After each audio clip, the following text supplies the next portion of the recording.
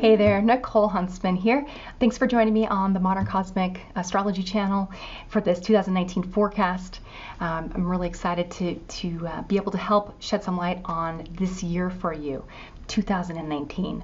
The theme I've given this year is Fortune Favors the Prepared Mind. And this is a year where we have a combination of planets that are in their natural sign, which gives them this extra purity, kind of this potency. And even the nodes of the moon and our eclipses this year are sort of, we've got them in the Cancer is being underscored. So this has to do with moon rules Cancer.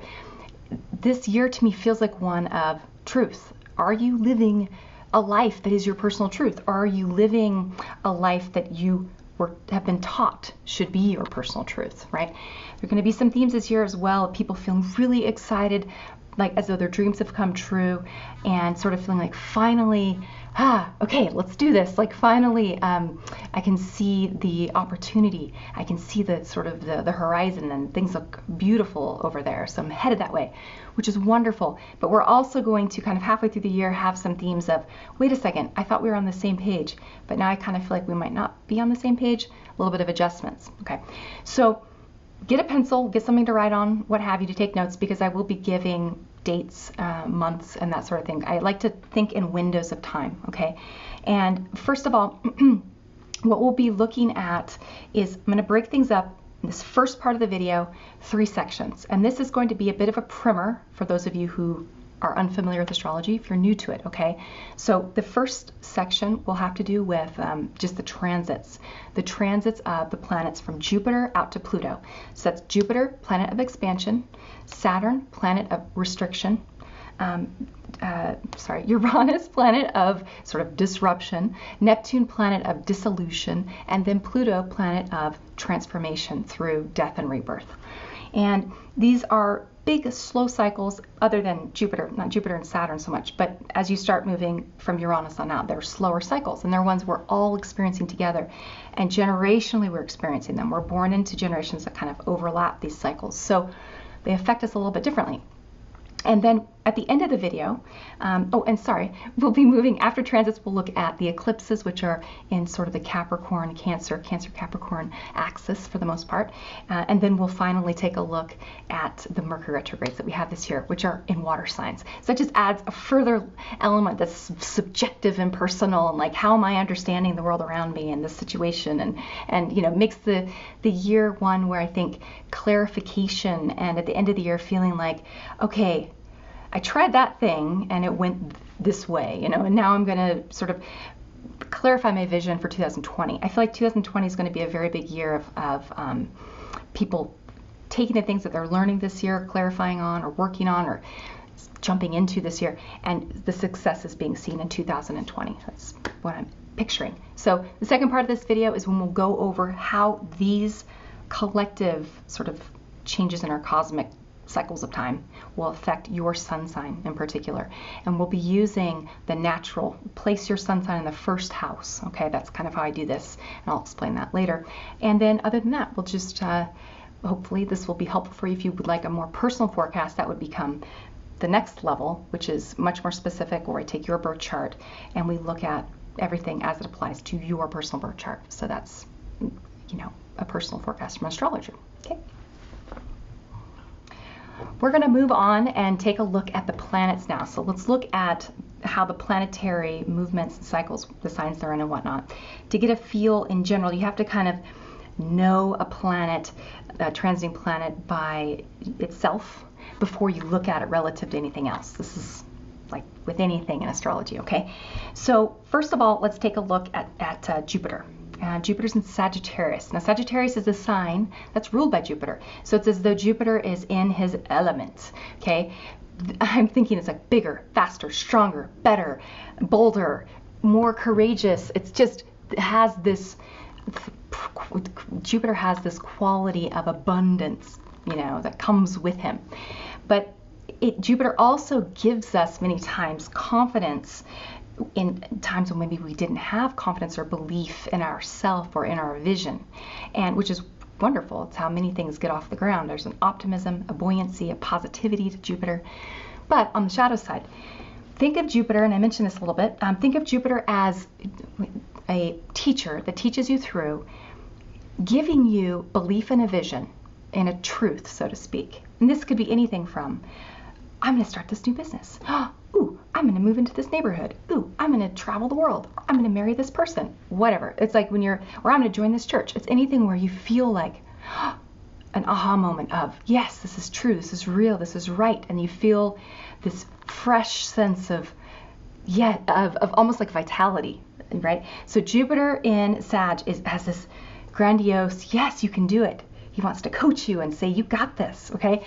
And what ends up happening though is you'll try something many times that you haven't ever tried before.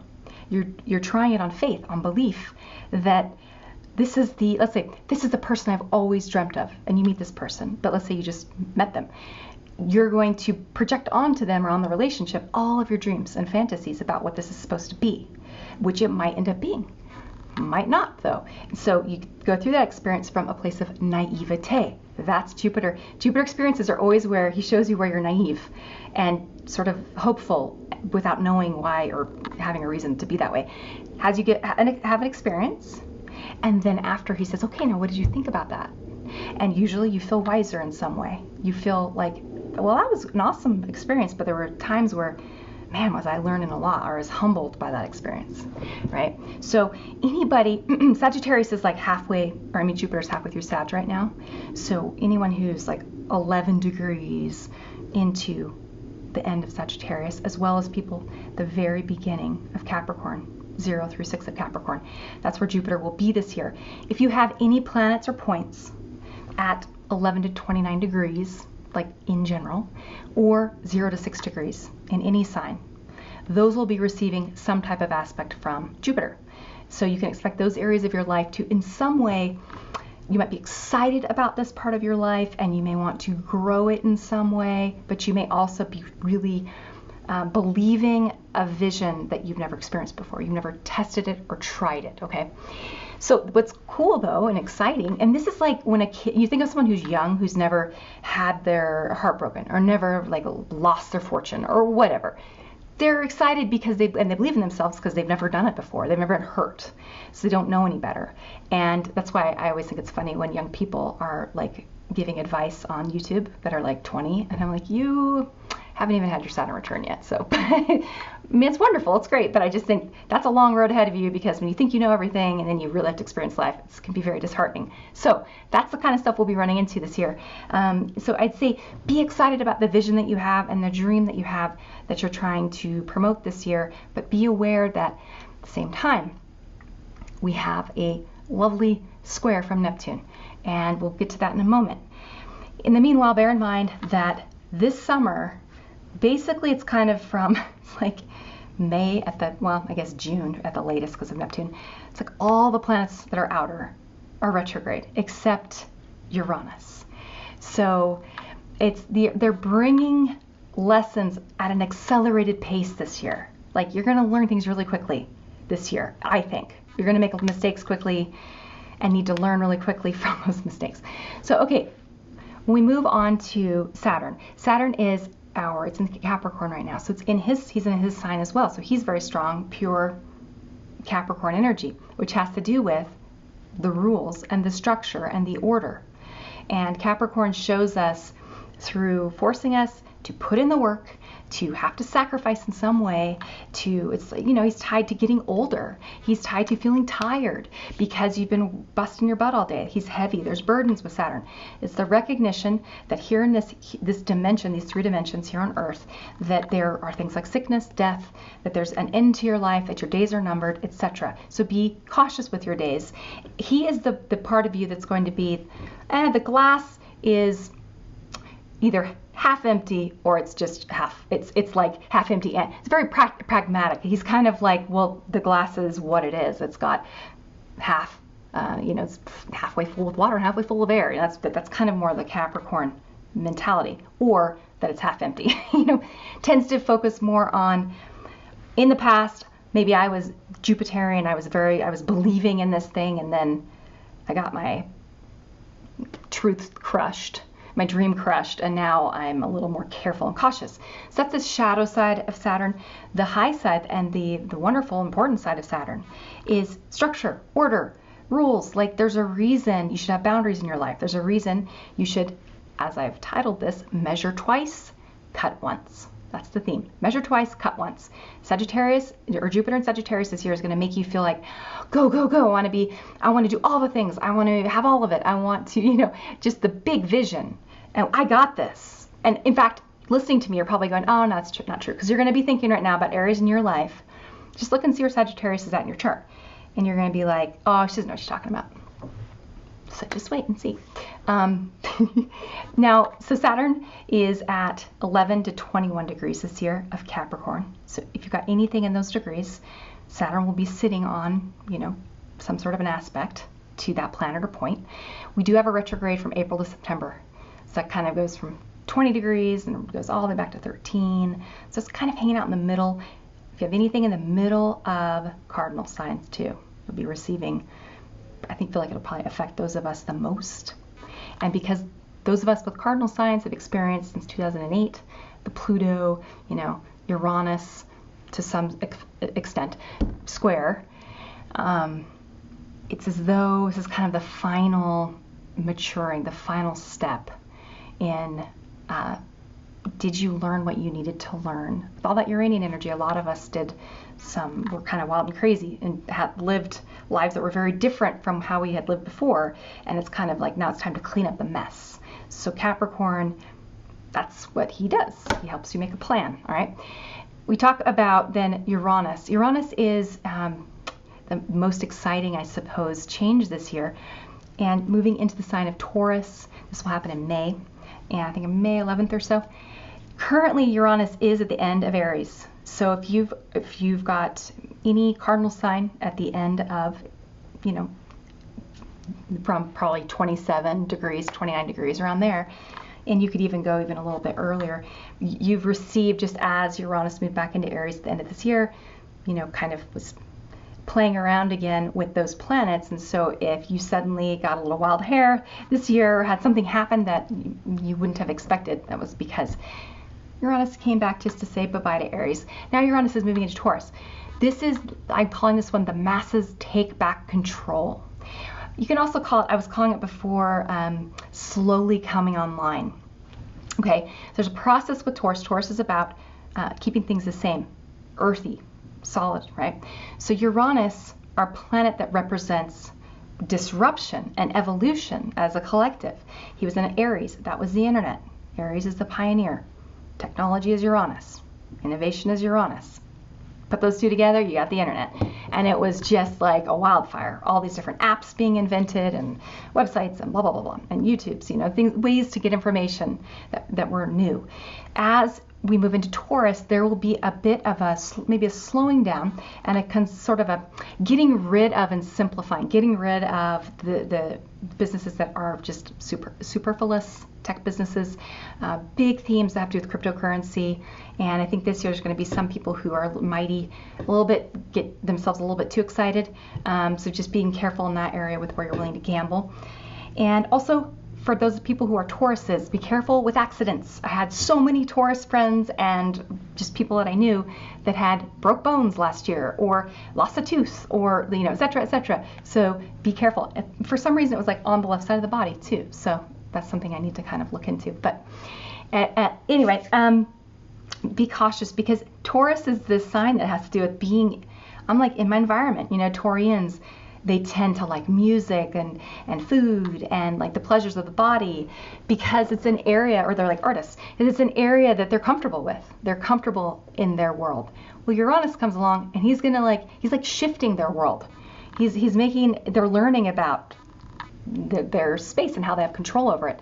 So I think a lot of Taurians will be having a little bit of some wild hairs, but it's Taurus style, so it's a bit it's like mellow, and then getting excited about something. But okay, we'll talk about Taurus later in the Taurus video.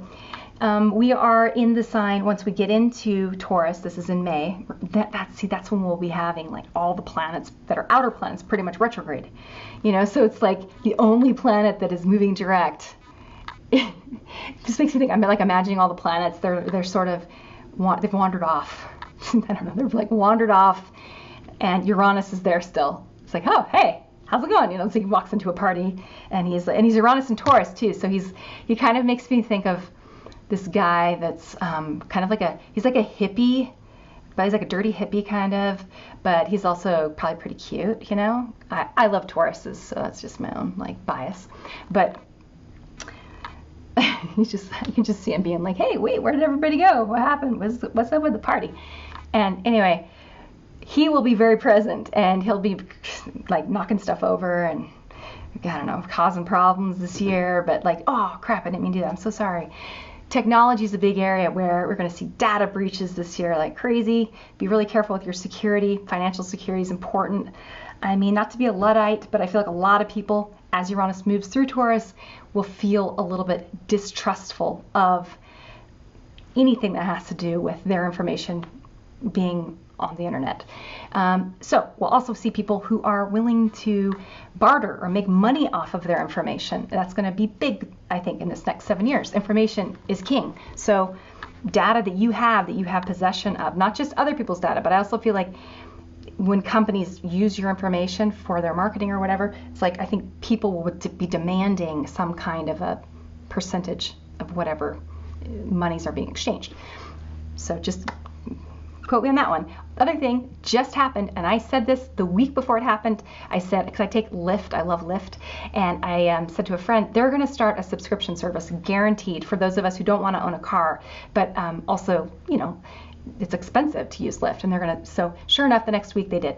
And so that's a kind of a combination. It's Uranian in a sense, but it's technology, and it has to do with our money, simplifying it, and the subscription, that to me feels very sort of Uranus and Taurus. So I think we'll see lots of subscriptions and things like that this year pop up, or not just this year, but in general. So I don't want to make this into a Uranus video. Just bear in mind that there will be upsets and shocks and disruptions in the area of technology and, disruptive inventions and technologies that come onto the scene that are wonderful. The masses, anything that helps group funding, where I can invest a little bit of money in something, right? Almost like a mutual fund. We're going to be seeing a lot, but it'll be mortgages, it'll be car loans.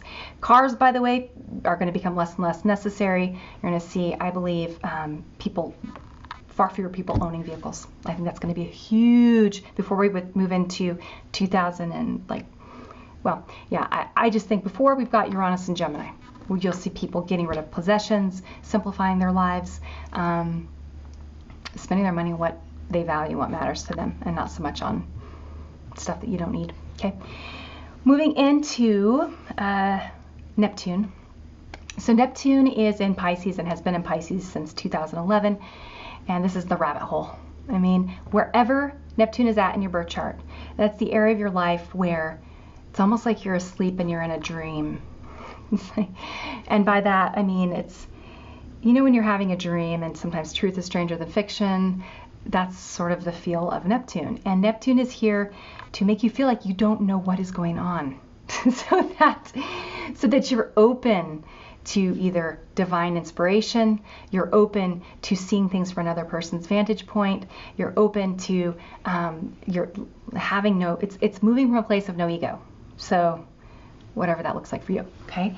And it will be there, Neptune's going to be there until I think 2025, and then we'll move into Aries. That's going to be like a whole new exciting phase of global, I'm worried about war. But anyway, we'll talk about that at a different time. Now, Pluto finally is in Capricorn. And I'm calling this not your father's Oldsmobile or not your daddy's Cadillac. Those of us who are born like X generation, or people who have Pluto and Libra, our generation has dealt with the fallout from feminism, the negative side, which has been the sort of, men have been, I think, emasculated in a lot of ways, and I think women have been forced into this paradigm where it's like you have to be a career woman. You have to. It's just as bad as how things were before. It's like you're still being dictated to. So I think there's a pendulum swing.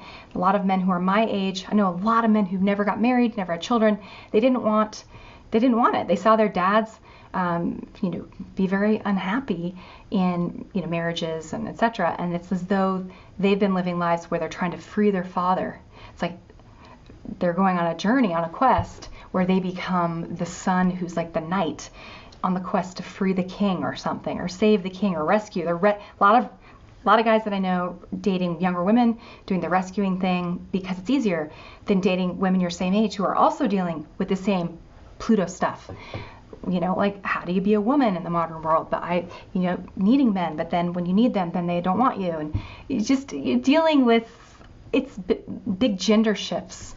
So it's not just those of us who are Gen Xers or Pluto in Libra. It's anybody that's alive right now is affected by Pluto, and we are rethinking and reshaping the patriarchy, the masculine, by killing him first. The king is dying, killing the king, and he's being reborn, and it's going to be through some revolutionary, in a sense, new person, let's say. It's not going to be a person, but as Pluto moves into Aquarius, it's like a shift in consciousness where we're more open to gender fluidity, or gender roles being whatever you want them to be, individuality being key.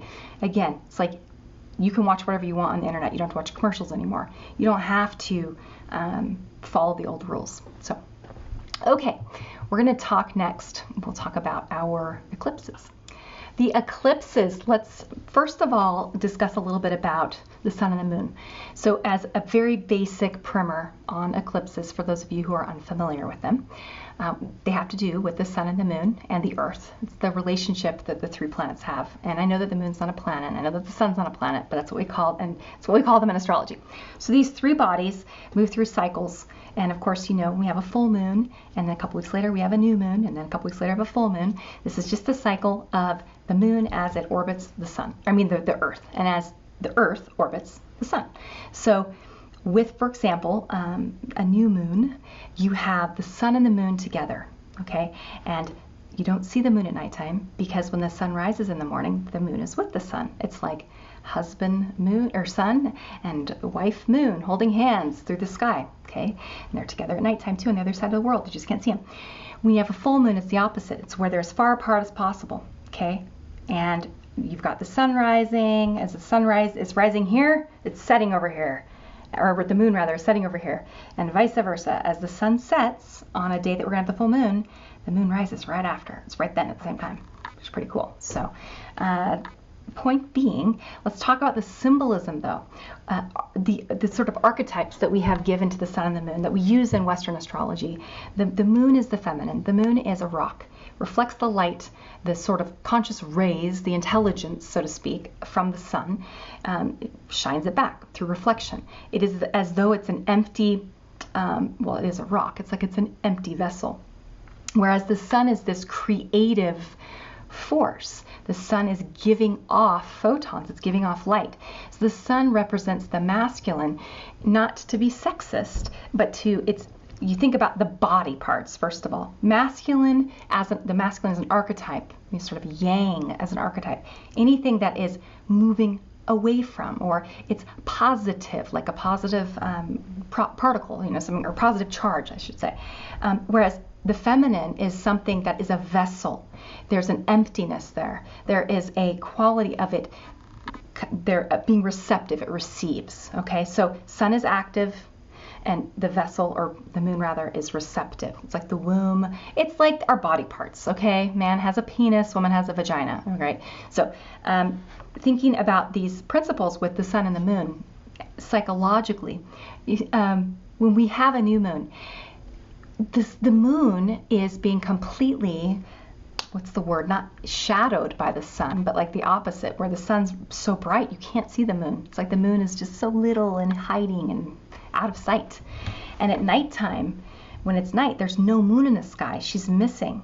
So there is this emptiness. There is this quality of And it's interesting how the cycles all connect, but it's a very masculine time, and it's as though the sun is covering the moon, just as though the husband would cover the wife to, in union, so that he could give her his seed, right, into the vessel of her womb, and then she has the creation, which is their child.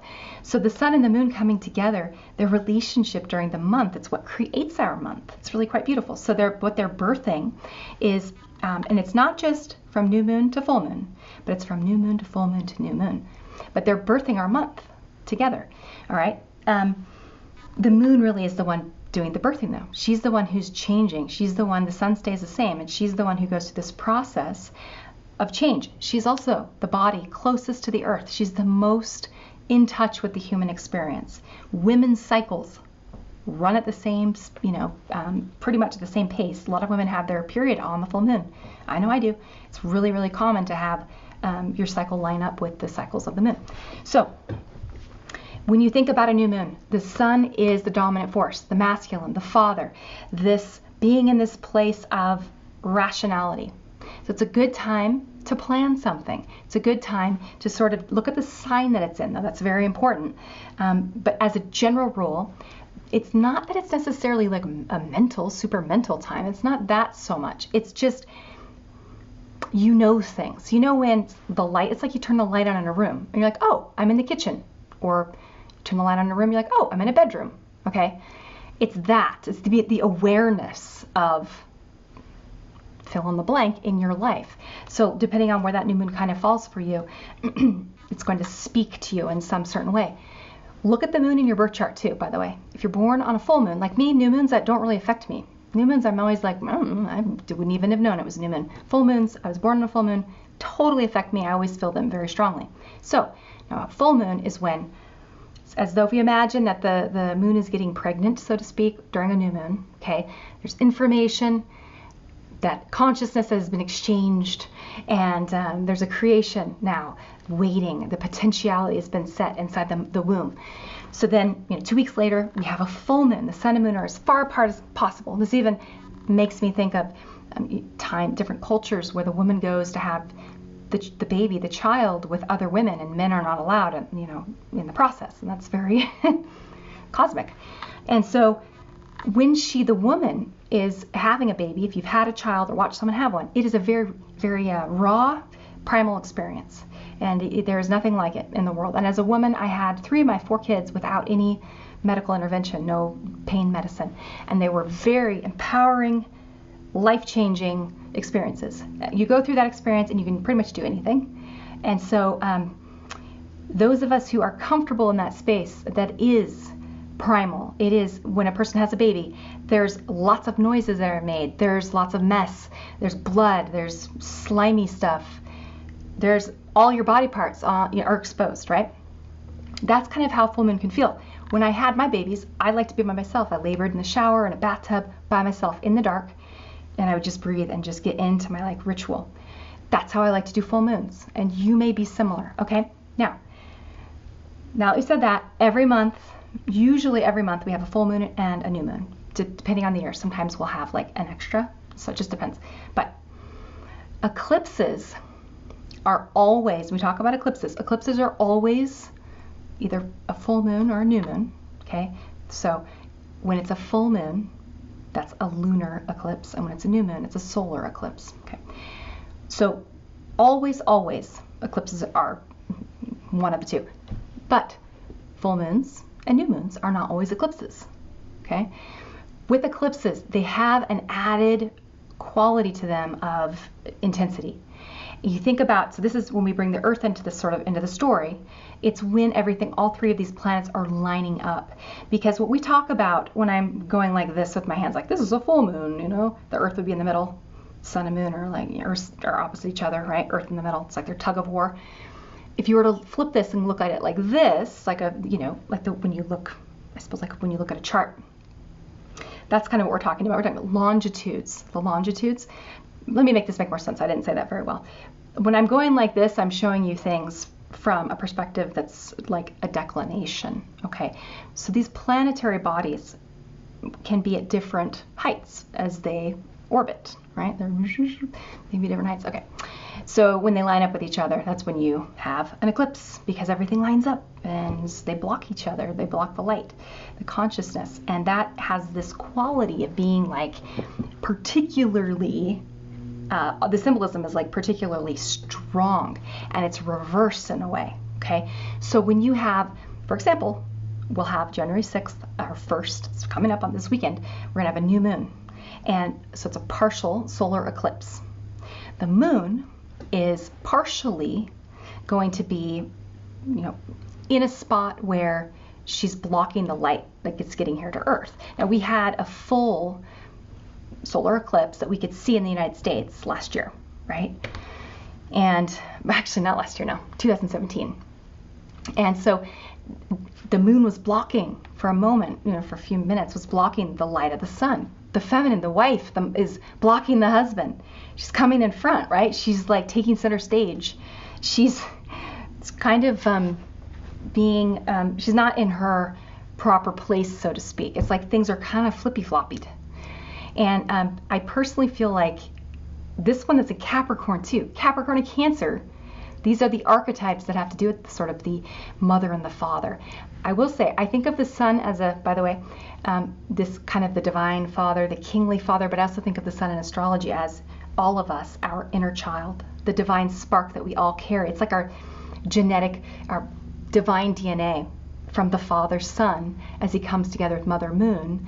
And then we are born on a certain day in the year, that's the father's year. And so we are imbued with our sun sign, which is a little piece of that 365-day year of the sun, if that makes sense, right? So, and then we have our moon too, which is the part of us that is our mother, okay? Hopefully that is helpful. But when we have a solar eclipse like this, it has to do with the Saturn archetype, which is like the earthly father, restrictions, the fact that in life you're going to die one day, so you better, get to harvesting or however they say it, sow the seed when the sun is shining or whatever.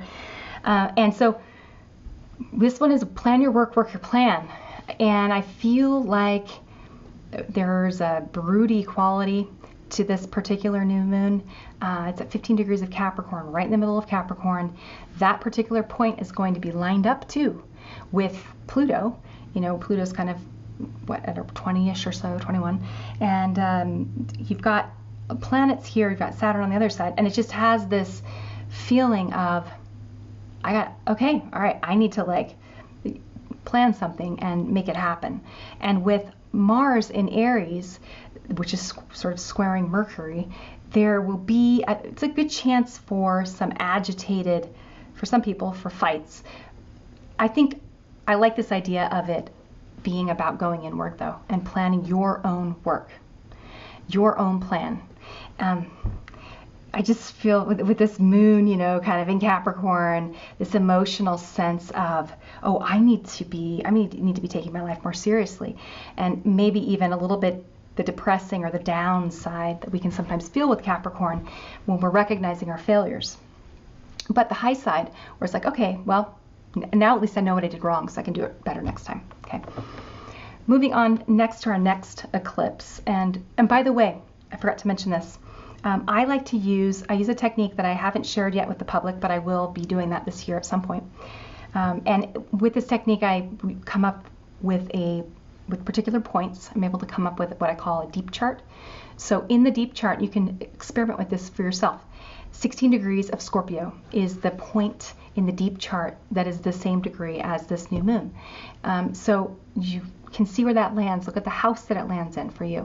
Look at the house that the new moon lands in for you. That's an area where you may be feeling a certain sense of dissatisfaction, sense I need to work harder in this area. I may be feeling tired. I may be feeling run down here. I may be feeling okay, enough is enough. Let's get this sorted and organized and put into, might even have to your house, your home. I know I feel after the holidays I want to get my house totally kind of back in order and my work stuff all really organized. So you may be feeling that. Okay.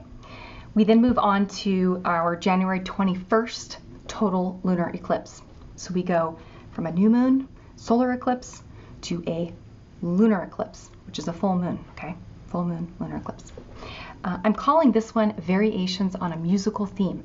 This eclipse will be at 0 degrees of Leo, right? So just barely scooched into Leo. For the most part, all of our eclipses will be kind of the Cancer and Capricorn variety.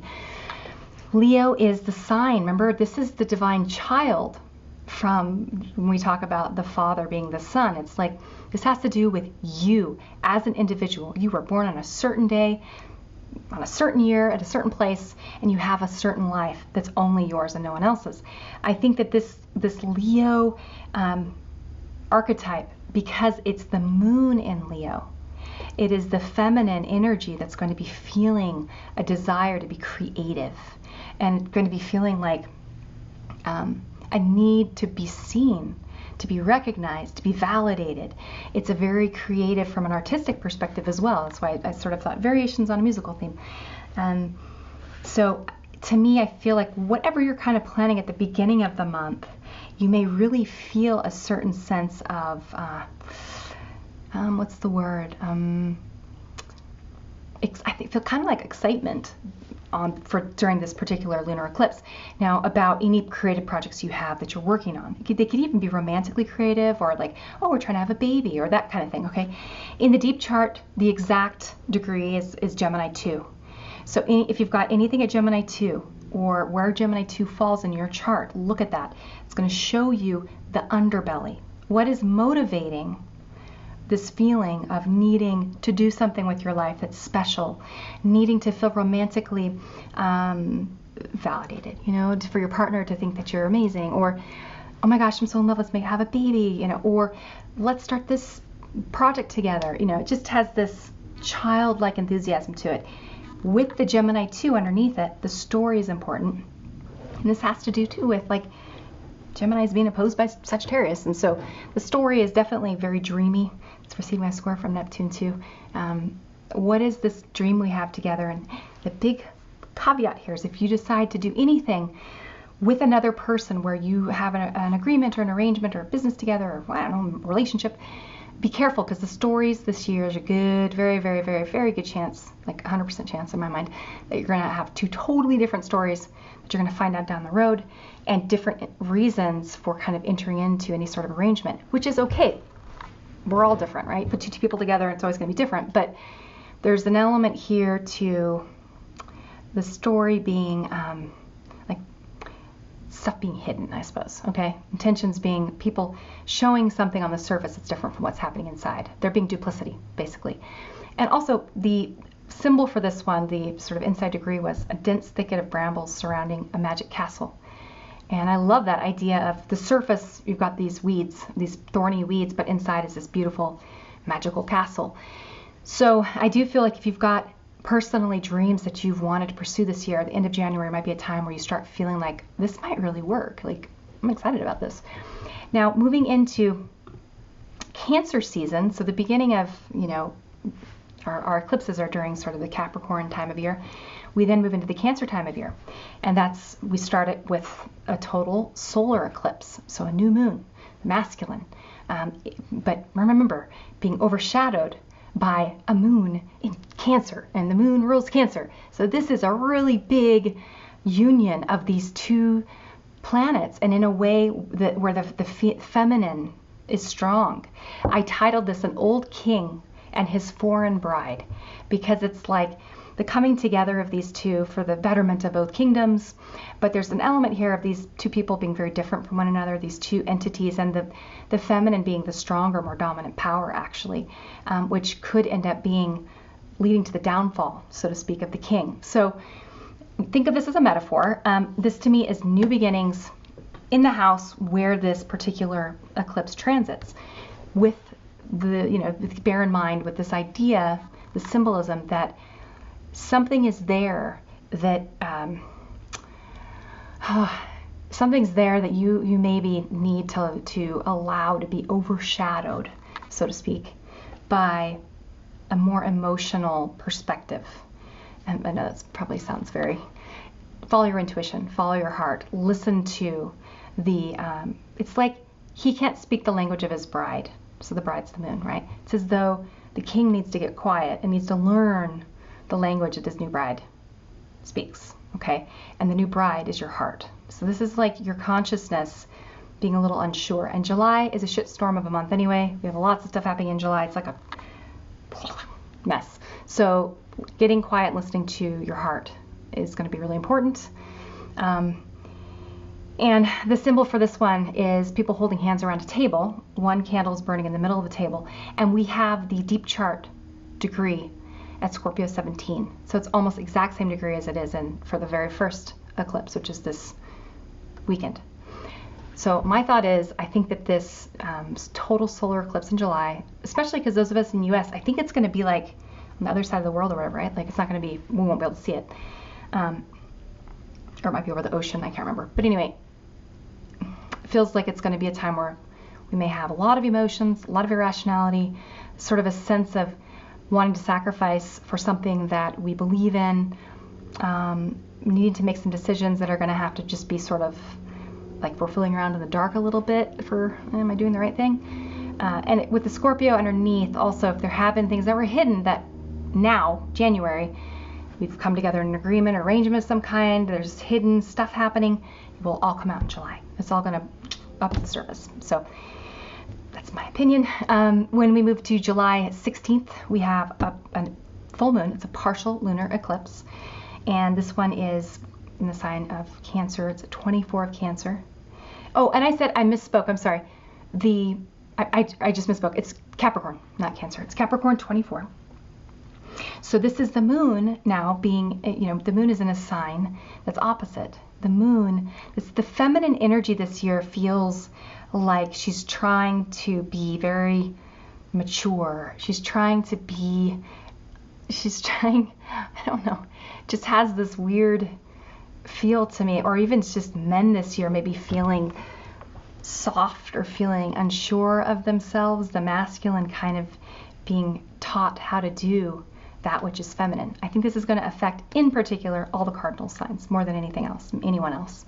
Those of us who are cardinal, so Aries, Cancer, Libra, Capricorn, we will all be feeling the gender stuff, gender roles, men who are usually really strong and brave and whatever, being okay with being softer and more vulnerable, women who are usually more vulnerable, stepping into their independence, that kind of thing. I think we're going to see this year. So be careful about, I called this one Every Rose Has Its Thorn. Be careful about there's lots of endings and completions in that area where the eclipse transits. So in particular, sort of feels like maybe the death of something that's ego-based. If you have an identity about your belief about your identity that has to do with being really creative, let's say, or being really good at something in particular, I don't know, whatever it is, something that you really identify with, having initially having that new moon there, and then having the full moon in the opposite house, basically, Cancer, Capricorn, just those areas of yourself. Where do you worry about what other people think about you? Where do you try to be something that's different than who you really are? This is how you're going to be gaining clarity this year. Sagittarius demands truth and wants the real experience. That's why he boldly goes forward, though, with a naivete, which is like, it's almost like when someone's drunk and they have courage. That's Sagittarius, basically. And so he boldly goes forward and gets burnt or not. The Cancer Capricorn stuff happening this year is going to be about you going inside of yourself and going, okay, I tried this thing. It's making me feel really awesome. It's helping me lose this old part of myself that wasn't really who I really am, helping me grow and evolve. Or it's making me, I thought it would make me feel really awesome and it's not. And it's making me feel shitty and like I need to recalibrate things. That's kind of what will happen in July, okay? Moving into the final eclipse, and also the deep chart point is 0 degrees of Sagittarius. If you have anything at 0 of Sag or at any of the mutable signs there, that is going to be the underlying, so it's the truth. It's saying, okay, journey, I want to go on this journey. I've been on a little bit of a journey. We're halfway through the year. Where are we at now? Is this, I almost feel like with the Gemini in January, the Gemini deep chart is at Gemini 2, and then it being Sagittarius 0, Sagittarius in the summer, I feel like we're going to try something in January, have all these ideas and try them, jump into them and blah. And then in July, there might be a bit of a, maybe I should actually do it this way. this might be better, this might be smarter. Or it could also be, this has been going really well, I'm gonna like do it even more. I don't know, July's a wild card, so I'm not really sure. December, then finally, we have December 25th, next Christmas, a partial solar eclipse. And I'm calling this one, That'll Do, Pig, That'll Do. Looking back on the year, it's a new moon. There's this, it's Capricorn, and it ends the year at the same archetype that we started with, right? Capricorn Sun, Capricorn Moon, and feeling like emotionally, all right, I feel good. This year I got this far in my journey. I've clarified some of my truths to myself about who it is I am, what my life is, where I'm going with my life. Do I believe in God? Do I not? What are my existential leanings, philosophical leanings, political leanings, etc.? Is my life of meaning? Do I have purpose? Is my life exciting? Is it full and abundant or not? And this to me feels like the end of this year, the symbol is Chiron ferries the dead across the river Styx. So I do feel like it's a good letting that year go, moving forward into the next chapter for 2020. So finally, we have Mercury retrogrades this year. So we've got 3 of them. It's pretty typical. Now, Mercury retrogrades are a time when we are retooling our personal perspectives on life. Okay, Mercury is quick. It is after the moon. It's the second quickest body planet that we use. So you think about the moon tying into your emotional, very personal, completely subjective inner world that no one else can be a part of. Mercury then, so this is how you emotionally, the moon, emotionally perceive the world around you. Mercury, on the other hand, has to do with language. Once you've learned to talk and you can communicate with another person and you can learn from someone, you can hear words, you can speak words, you can not only use language, but you can understand abstract concepts from your perspective, personal, subjective use of your mind and understanding of the world around you, okay? It's not Sagittarius. That's where we believe in something and we're moving towards it to learn so that we can be the teacher. Gemini is more like you're the student and you're learning from life and taking in different various experiences, okay? And then giving those experiences labels, naming them, defining them. So when Mercury, which is our planet of definition, it's our planet of language, and it's how it has to do with communication as humans, right? Through the process of exchanging weird sounds with our mouths or weird symbols that are arbitrary on a piece of paper or on a computer. Ties into the human experience completely. We are the only species that I know of that use like language, abstract sound, like sounds to symbolize abstract meaning. So Mercury, when it stations retrograde, affects us as humans in a way that is directly connected to our understanding of the world around us. And this year, Mercury is retrograde in water signs. So with that, you have the additional lovely sort of attribute of the irrational realm, the emotional realm, the intuitive realm. That is the realm that we all belong to, but that does not initially, it's not connected to language at all. Okay? When you feel something, you have a gut feeling about something, when you have an emotion, a real true, just a feeling, that's not connected to language. It doesn't have to be. Babies can feel things and they don't know how to talk yet. Okay? So it is there's a quality with the intuition, a knowingness that goes deeper. It's deep, deep, deep. Not only in the animal physical intuition of our bodies, but we also have intuition that ties into the way that we interact with others, our spirits and our souls.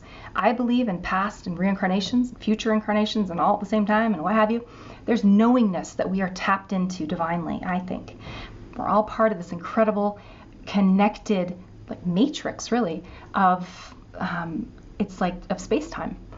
And our consciousness is a real thing. Consciousness, I believe that your mind has an ability to see the world, to observe the world in a particular way that can change the world you're observing. It's like particle physics, right? Double slit experiment. So I would say that with Mercury retrograde, we tend to not, as a whole, be using our communication function as well as normal. for example, I experienced just barely, and I always kind of like laugh off Mercury retrograde. I'm like, whatever, it happens, 3 times a year usually, and whatever.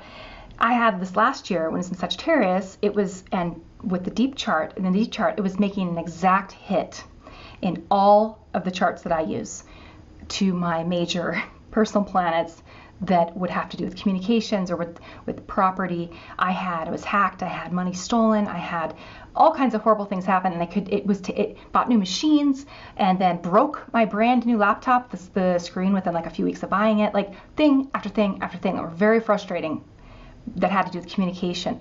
But it gave me time to sit and like actually have to write something out because I didn't have a freaking computer that I could use, right? Like I had to slow down and sort of think through things from a different perspective.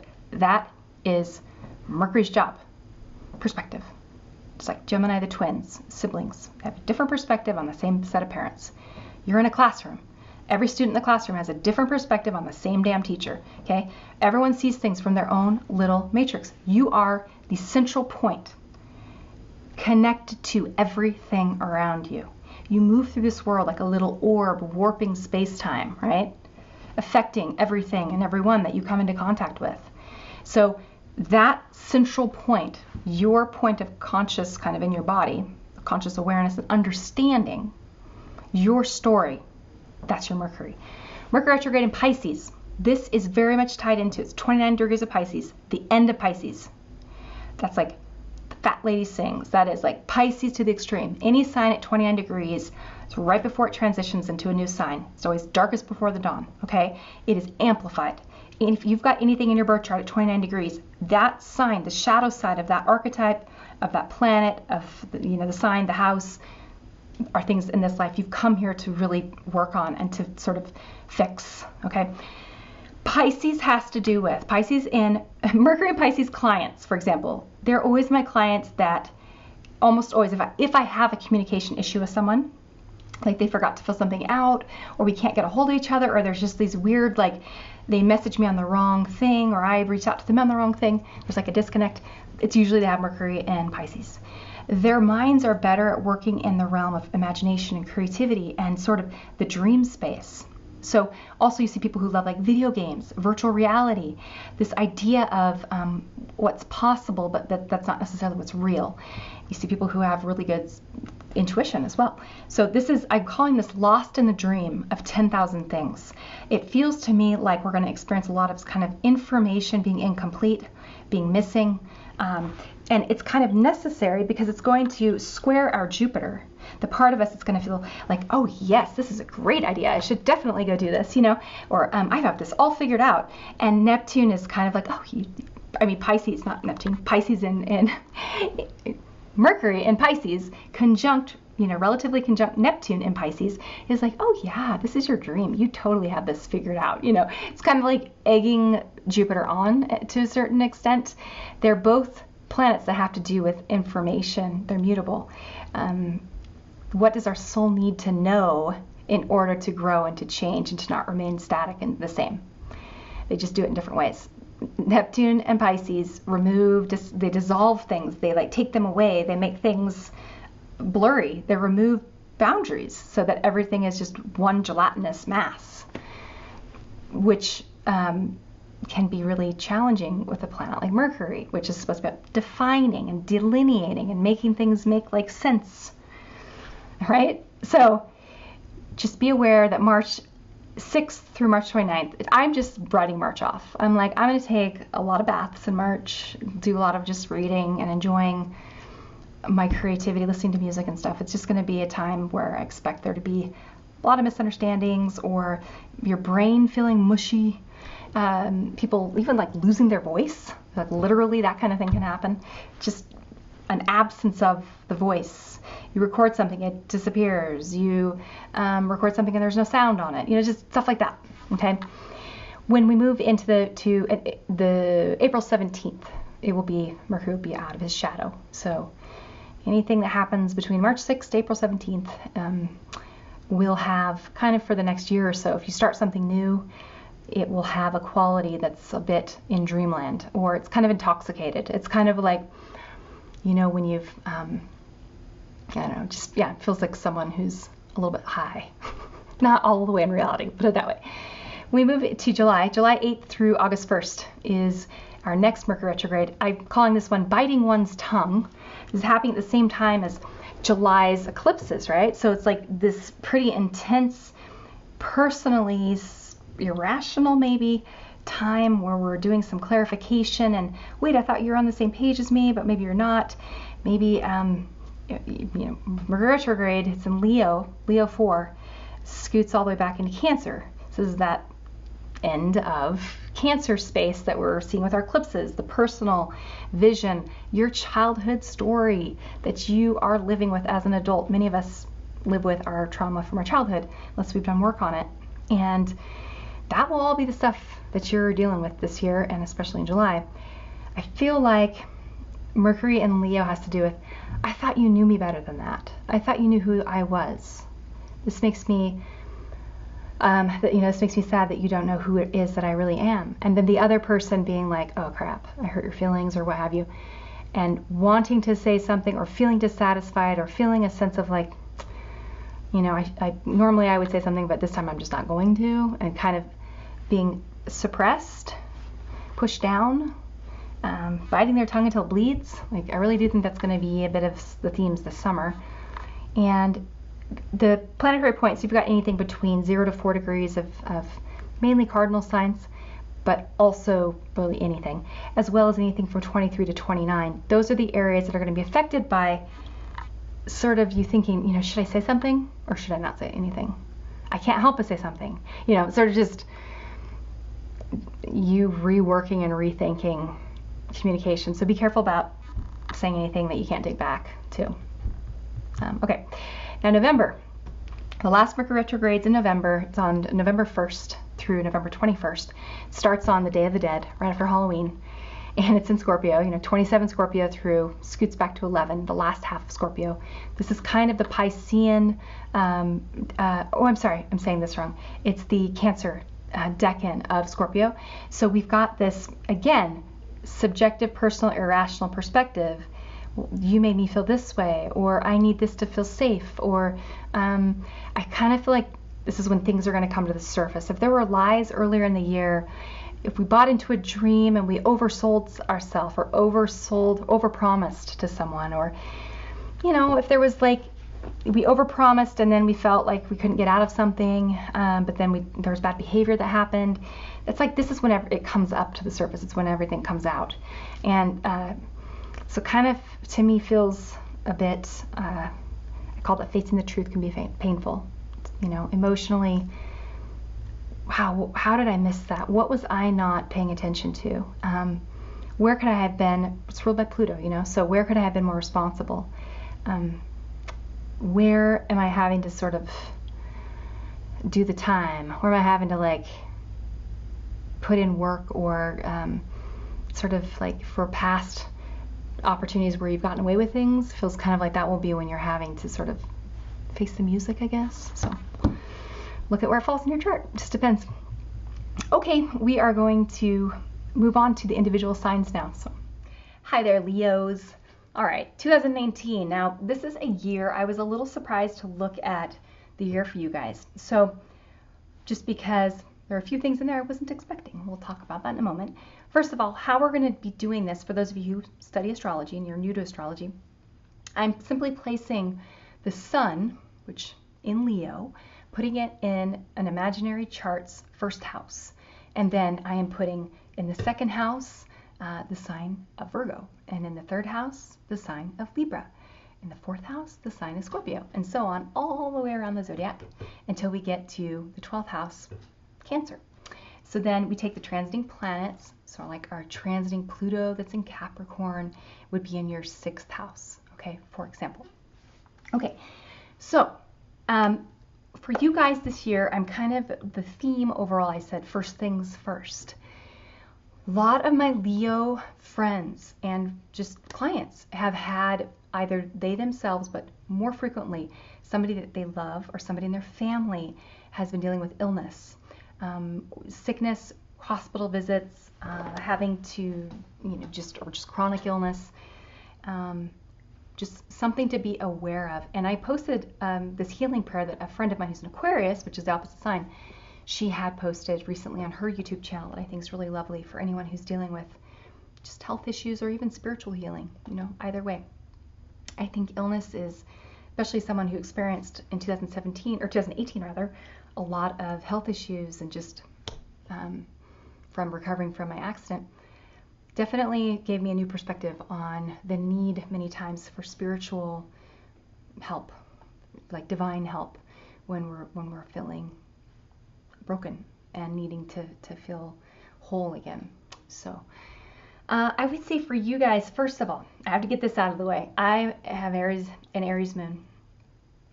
I'm at Leo rising. Most of Leo falls in my 12th house though, because I'm at 27 Leo rising.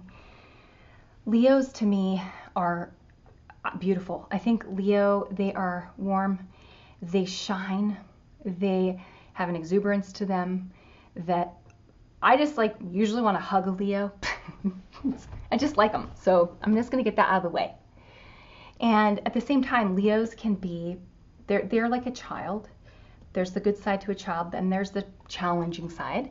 A child is egocentric, as we all are. We are all egocentric. We all walk through this world seeing things from a personal perspective.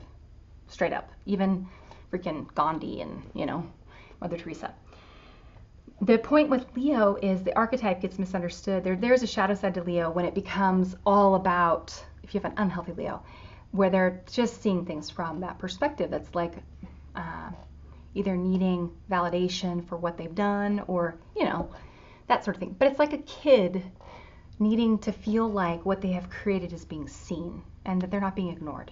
So thinking of it from that perspective, I think it's easier for certain people to understand Leo better. Now, that being said, I only mention that because I feel like this year you guys are going to have to be in a role where it's not like front and center role so much as it's a role of service and a role where you're assisting other people. You're promoting others, or you're having to kind of bite your tongue or sort of wait for something. Now, that being said, you also got this nice trine from Jupiter this year. So it's like there's things about this year that feel good, and you're going to want to share your inspiring moments with others. You're going to want to lift up other people. You're going to want to sort of feel like my life's kind of challenging right now, but I see the beauty in the challenge and I see where we're going. Okay, so let me get more specific. My water. I'm going to drink my last drink of water here. I need to get some more. So first of all, we'll start with Jupiter. Jupiter is in the sign of Sagittarius. So Jupiter is going to be hanging out in your 5th house, and at the very end of the year moves into the 6th. I call this, you'll catch more flies with honey than with vinegar, which I think in general is a great phrase for someone who's got strong Leo. They tend to kind of operate that way. They tend to be that's why we have some of our great salespeople. The Leo's the sun. Leo's think of a little kid that is dancing around and you're just watching them, and they're just in their proud of themselves just as they are, and they make you feel like, yeah, all is right in the world. Leo, that's Leo. So having Jupiter in your 5th house, which is the Leo house, that's that house that has to do with your identity, your sense of self, in a sign that does also have to do with spirituality, truth and belief, okay? You may feel like, okay, my life, everything might not be perfect right now in my life. It might not all be exactly as I'm wanting it to be. I may feel pretty burdened actually, but I feel like I have a purpose. I feel like there's a reason, and I feel like it's going in the right direction, even if no one else understands where it is I'm headed with this direction, okay? Be careful though. The problem with Jupiter, Sagittarius, and Jupiter in Sagittarius, is this is an archetype that is about believing in something. And when you believe in something, it's because, let's say, you've learned a myth, or you've learned an axiom, and you believe it, but maybe you haven't quite yet experienced walking that path. So, for example, it's easy to imagine, I believe that being burnt to death would be horrible. But I'm going to go ahead and stay naive to the reality of that experience, right? That's my plan.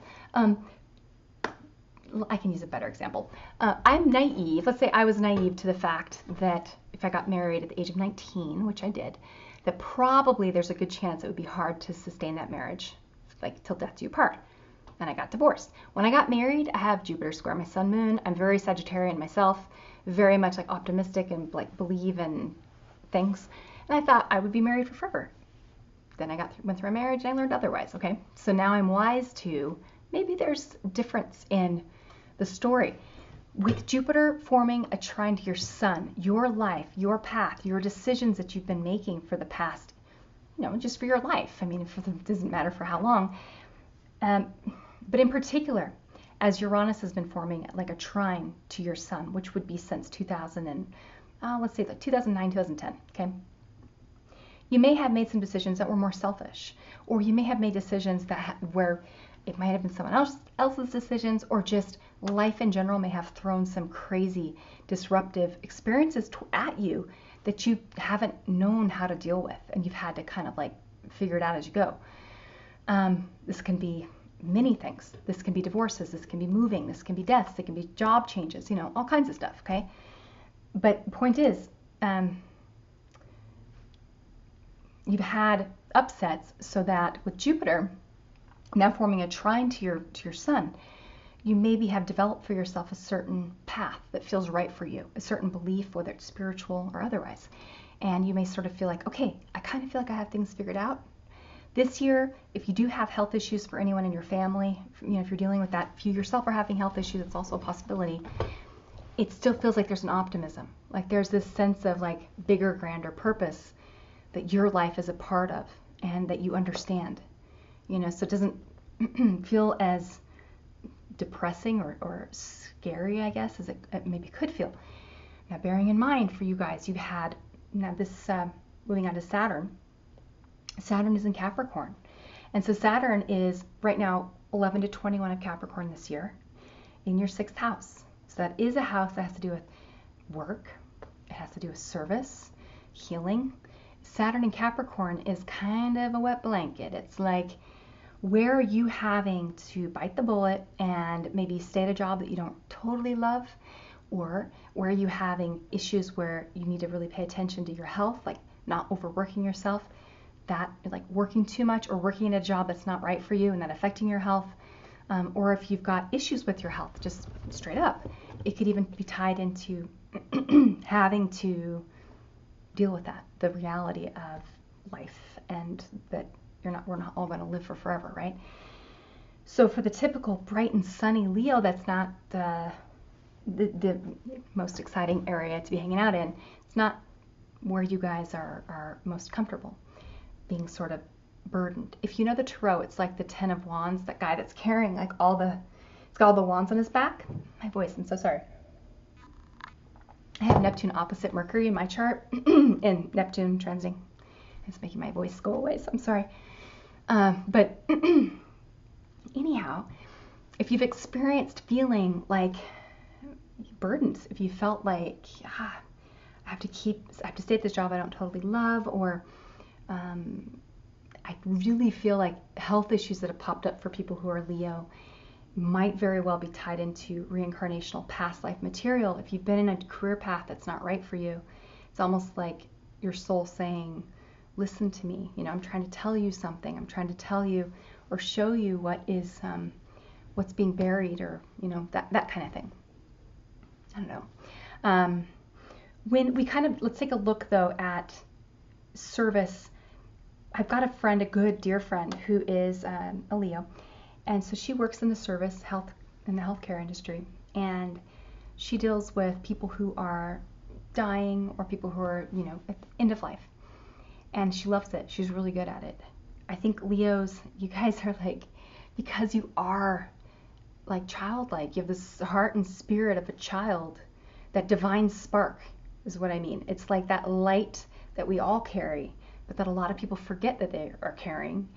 Leo's job is to shine it so that other people feel like it's okay to shine theirs, and like almost makes me want to cry, because I feel like Leos many times are misrepresented and misunderstood by people. But at any rate, you guys are going through a process of learning about humility and learning about other people trying to knock you down, or other people trying to hate on you, you know, on your shine. Other people perhaps who are, but also though, if there have been areas where you have been in ego and have been only thinking of things from your perspective, then you're learning about humility too, you know. So you're going to be taking kind of the back seat in that position of you're navigating maybe for someone else, supporting them, cheering them on. If you're the one who's needing, if you're dealing with health issues, for example, then this to me also feels like you're going to be more comfortable coming at it from a perspective of like inspiring other people and making it about still being a Leo, like still shining from, okay, I'm dealing with this, but I can help support other people in the same space. So not to say that you have a health issue if you're a Leo. It's not at all the case. It's just I bring this up because a lot of the Leos that I know in my personal life have been dealing with it. Moving into Neptune, or moving on to Neptune, or rather, let's do Uranus and Taurus. So for you guys, I kind of call this take this job and shove it. You know, Uranus in the 10th sort of dipped its toe in your 10th house last year for a moment, for a little bit. But now, as of May, it will be all the way in your 10th house. So Uranus in the 10th is your reputation, and it's how you're seen in the outer world, and it's how you look at responsibilities, and it's how you look at things that you have in the past maybe held on to because they felt like they were what you're supposed to do, you should do, worrying about what other people think, right? That is like, bye-bye. That to me feels like an area where you're really gonna have to break free. And if people saw you and put you in a certain mold in the past, not anymore, not any longer. Strong need to break out of and break free from anything that keeps you feeling like you're living someone else's dream. Now, your finances too, you may have a need to be able to make money and be able to travel. You may need to be able to take what it is that you do and be mobile with it. I feel like not every single Leo, this isn't the case for every Leo, but like a lot of Leos that I'm thinking of are their own boss, and that's even more so going to be sort of underscored this next 7 years. Being sure that you're able to decide for yourself what it is that matters to you. What are your values? That's Taurus. What is it you care about? And how do you think that you personally can contribute in a way that gives back to like the maximum amount of people possible? Maybe it could even be just personally on social media, feeling a need to want to present a side of yourself that's more authentic. I think that's actually going to be really big for Leos. Not caring as much, just not really giving a damn about what other people think. So if you're super active on social media and you've had an image, that's probably going to be changing. You probably are going to be a little more loose, a little more not caring so much about being perfect or being seen in some certain light, wanting to be even seen as a bit of a revolutionary or rebel or messier. It just feels messier, and really interested also in kind of like the bigger collective message. I'm being very abstract. Hopefully this makes sense. Okay, so then when we, and actually, let's see, I had said, yes, so take this job and shove it. So as I said, any career that allows you to really focus on your own autonomous creative process, you coming up with material that you've come up with yourself. You might have some craziness at work as well. You may have in the past, if you kind of did things a certain way that supported conservative decision making, you're not going to be doing that as much anymore.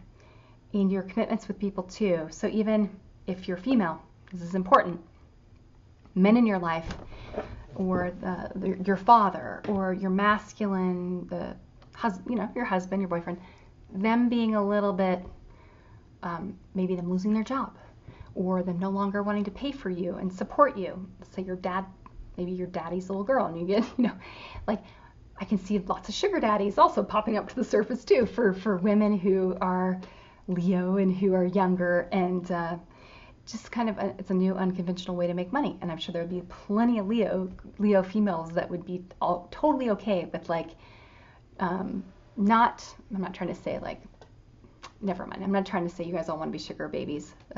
That's horrible. I apologize. I think it's a spread. But I'm just saying, maximizing your ability to make money off of using your natural God-given charisma, charm, the things about you that other people like and see and want to possess themselves as well. So take that for what it's worth. You guys are just going to want to be independent. Very important, because I feel like a lot of the men in Leo's lives will be on their own journey of kind of either, like I said, maybe they just don't have the money they used to have, and you needing to be financially okay in some way, shape, or form. If you have something that you have wanted to promote, like a business of some kind, you've been waiting because you're a partner, definitely now's the time. In fact, last year, probably you started just kind of jumping into it. Do it. Like, very exciting, and you might really start to see some momentum gather for you as Uranus totally moves into Taurus. So anything on the internet, anything that's like innovative, that takes advantage of exchange of money through modern, like cryptocurrency, I don't know, anything online is exciting. So, okay, we'll stop with that. As far as Pluto goes for you guys, and actually, wait, we need to do Neptune, don't we? Neptune, okay, this is an important one. I called this one Fool Me Once, Shame on You, Fool Me Twice, Shame on Me. Now, this is not, caveat, I'm going to say this first for all my Leos. I'm not trying to tell you that you need to worry about your partner doing something sneaky behind your back. Okay, I'm not saying that. What I'm saying is in our relationships with other people, we have 8th house situations that have to do with like our sexuality. They have to do with, I'm exposed to you completely. Here I am, raw and naked. Like literally, right? You see everything. The parts of me that are like nobody sees, and you see them, and now you could do something with that. That's sexuality, right? But there's also the emotional side of things, when we really love someone and we love them all the way and we don't love anyone else, and we're not sure how they feel about us completely, or we're having an affair, or the person we love's having an affair, or there's just like these issues with trust, or we have money. Let's say we have money together, that we have a lot of money, and then all of a sudden it's like disappears on us, you know, and we don't know what happened to it. We don't know where the money went. That's an example too. Or there's several. Point is, betrayal, themes of who has kind of control over your, not really control over, but where you may be worried about fully letting go and exposing yourself, okay? It sounds like, are you a flasher? No, but, and being worried about being hurt by someone, and pulling people in that actually, initially it's like there's red flags, but we don't pay attention to them. And then we do it again, and then they hurt us again, and we're kind of like, I should know better than that. So that's one possible manifestation of this. Another is quite simply like, if you receive money from somewhere, it disappearing. You know, if you receive money that was kind of like a blessing, or sort of out of the blue, or kind of came from nowhere, you didn't have to work for it, and there it was, and then that kind of going away, or you learning about what comes with, you know, receiving money from another person, or what, there's strings attached, that kind of thing. So that's another possibility. I don't know, this is one, you know, it's Pisces and Neptune. Pisces is forming an inconjunct to your first house and to your sense of self and your identity. So I feel like if you, for example, got married to someone and then they paid for everything and you were free to kind of do what you want, that's great. But then a Leo needs to have a creative outlet. So what's been your creative outlet? What have you been able to do with your life that has felt fulfilling for you, besides being someone's partner, or being, if you have children, being someone's, you know, mother or father? So needing to feel like your life is also one where you get to create personally something that means something to you. And I think that will really come to the forefront this next 7 years for you guys. Okay. And then we kind of move on to Pluto, which is Pluto's in Capricorn, 15 to 22 of Capricorn. I'm calling this one I'm okay, you're okay. Pluto's in your 6th house. So again, these themes of work, duty, we commit to things in life and then we have to carry out or flake on the duty to, you know, finish them. So where are you at in that process? And a lot of times, I don't know, I feel like Leos have been undergoing a polishing this last like 6 years. their lives being not what they thought that their life was going to be, and them learning about being free from, in a sense, society's norms, and which is a sort of like they had a vision in their mind of what they thought life would be, and then life was something kind of different. And yeah, and so I think Pluto in the 6th is teaching them about as well having a sense of humility towards life, and letting someone else maybe be the boss, letting someone else be in the limelight, letting someone else be the one who's in charge and who's like making the decisions. Might have been a theme too for you guys. And I think as Pluto moves into your 7th house, relationships are probably going to take on a pretty, like, that's usually, depends on where your Pluto's at in your birth chart. Anyhow, look at the Pluto in your birth chart. See where it falls in your birth chart, and see what's in your 6th house in your birth chart too. It'll kind of show you what is being totally, it's annihilated, you know, it like has to die and then be reborn as something new. So for example, let's pretend, because it's Capricorn for all Leos, that would be the annihilation, quote unquote, the death of something that's traditional and conservative, and that is the father, it is the man, it is the archetype, you know, the patriarchy, the idea could tie to your fears. Maybe it's like your relationship to wanting to do everything perfectly in your life, because Leos can be kind of perfectionists, and they can feel really badly when they suck at something. They like it really kind of affects them, so then they can be afraid to self-express for fear of not being good enough. Maybe it's been that. Maybe you've had to face something that's been so big that you've realized it doesn't really matter that you're imperfect, because we all are. We're all F-ups, you know, in our own different ways. So, okay.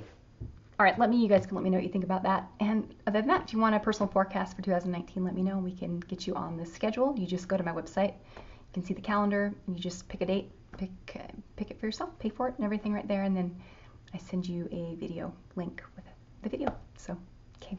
Hope you guys have a good one and talk to you later. Bye-bye, Leos.